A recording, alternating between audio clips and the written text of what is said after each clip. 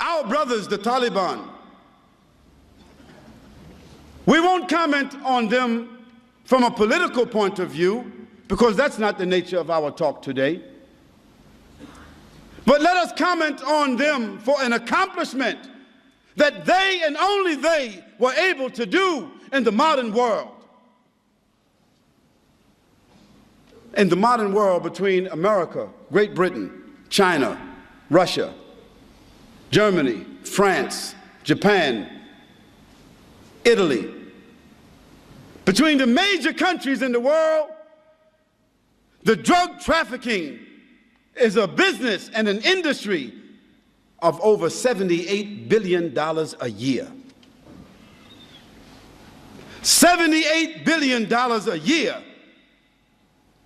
Can you imagine what kind of industry it is? And can you imagine the tragedy, the disparagement, the disease that drugs have brought in the modern world as a result of this industry? Yet, all of these sophisticated countries have found no solution for the drug problem. In fact, they have chosen to benefit, profit, and regulate the drug traffic because they are unable to stop it. Yet, consider this. The Taliban in Afghanistan became an official government after the defeat of the Russians. And at that time, Afghanistan was the major theater, corridor in the world for drugs. 61% of all of the heroin of the world was produced between Afghanistan and China. And the Russian gangsters, criminals, were the ones that controlled this industry. Part of the war of Afghanistan had to do with drugs. Not oil, not gas, but drugs. When the government of Russia was defeated and pushed out of Afghanistan, Afghanistan became immersed in civil war. We know that, isn't it? Civil war. That civil war had two sides. The atheists, the socialists, the communists among the Afghanis, and the Muslims who wanted to follow the Quran and the Sunnah. The North, the Northern Alliance, who themselves were related to the Russian gangsters, who were mostly Muslims who had adopted socialism, atheism, who themselves were criminals. They wanted to continue the enterprise of drugs after the Russians moved out. They wanted to continue the industry of prostitution, gambling, all of this here. And the Muslims said, no, we won't continue that. We want to establish Islam. And they began to have wars between them. One of the groups that were insisting upon the Quran and the Sunnah were called the students. In the Arabic language, the students is Talib or Taliban. And on one occasion, those atheists, socialists, communist Afghanis, those criminal Afghanis, they entered some villages and they raped the women. And some of those women escaped. And they ran to seek protection with those students. And those students, they sought to get a fatwa from their shuyukh. What should we do about these Muslims who did this act? Those scholars said they should be punished. They are criminals, and the hukum is to find them and kill them as criminals. Those students then took their weapons and gathered themselves together as a group and called themselves the Taliban, and they began to seek the honor of those women who were raped.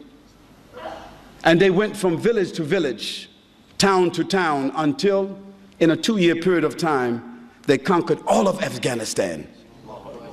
2 years. They conquered all of Afghanistan except only 19%. 80% of Afghanistan they conquered in 2 years. Who were they? They did not have sophistication. They were walking, riding donkeys and horses, fighting on foot, fighting for the honor of their women, for the honor of their country, for the honor of Islam. And in 2 years' time, they subdued the entire country. Of course, they were not sophisticated in their knowledge. They did not have universities. They did not have institutions. Even in most of Afghanistan, there was not a standing hospital. But they established what they called the Islamic Emirate of Afghanistan. The only standing Islamic Emirate in the world at that time. Yes, they were ragtag. They were not sophisticated. But they had honor and love for Allah subhanahu wa ta'ala inside their hearts.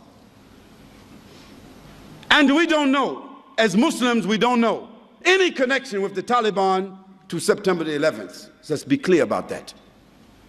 We don't know, we don't have any evidence or any proof that they had any connection to that, except that they would not give up their brother, Osama bin Laden. We don't make any comments about what happened because we don't know. But we don't indict people without evidence. And we certainly don't indict a country because someone is living there whom someone else feels is indicted. But let me get back to the issue. Afghanistan came under the rule of the Taliban, and they were faced with a challenge. What are they going to do with the drug industry which they found in Afghanistan? The Taliban made a decision. From a point of honor, from a point of morality, a point of dignity and decency, from a point of Sharia, they could not support and allow drug trafficking to exist in Afghanistan. So what did they do? They began to punish those who held drugs, those who sold drugs, and they began to imprison those that used drugs. Then they gave an option to the farmers who were the growers of poppies in Afghanistan, the major crops for drugs, isn't it? They told them, we will give you the land where you are growing the poppies. You take the land, but you must grow another crop. You must grow a different crop.